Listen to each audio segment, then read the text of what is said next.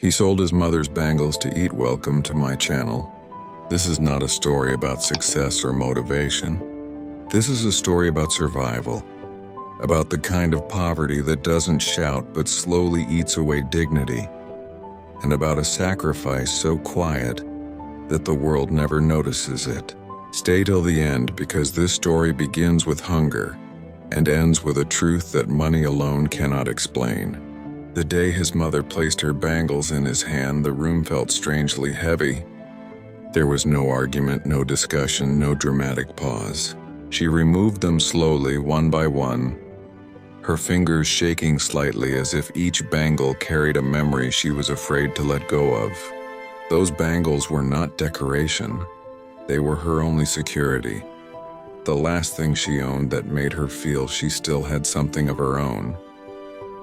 She pressed them into his palm without looking at his face. Her eyes stayed fixed on the floor, wet but controlled. Then she whispered, "Basinda Rehna." That was all she said. No advice, no expectations, just a prayer wrapped inside surrender. He understood what that moment meant.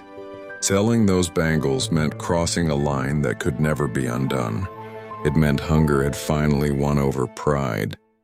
He sold them the same day, not because he wanted to, not because he planned to, but because survival does not wait for emotions. The money felt heavier than it should have, as if it carried her tears inside it. Most of it disappeared into rent. The rest went into food. Within weeks, everything was gone. The bangles, the money, the illusion that things would somehow work out on their own. Life after that became brutally small. Meals were skipped without discussion. Tea replaced breakfast and silence replaced dinner. He walked for miles to save bus fare. He avoided mirrors because his reflection reminded him of how thin hope had become. Every day he went out looking for work, and every day he returned with rejection. Some people rejected him politely, others didn't bother at all. And a few insulted him openly, as if poverty had stripped him of dignity along with money. "You're not qualified, we'll call you. Come back later." Later never came. He slept hungry more nights than he could count. Hunger burned, but shame burned deeper. There were moments when quitting felt easier than continuing. Moments when survival itself felt pointless. But every time his mind went there, he remembered her voice, calm but broken, saying only one thing: "Bazinda Rena." So he stayed alive, not because he was strong, but because giving up felt like betraying the price already paid. His mother noticed everything. She noticed how his shoulders bent forward, how his clothes hung loose, how his silence grew heavier each day.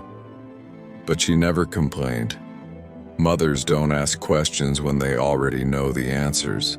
Sometimes love is choosing not to remind your child of their failure when the world already does that daily. Years passed quietly, painfully, without any dramatic turning point. There was no sudden success, no miracle moment.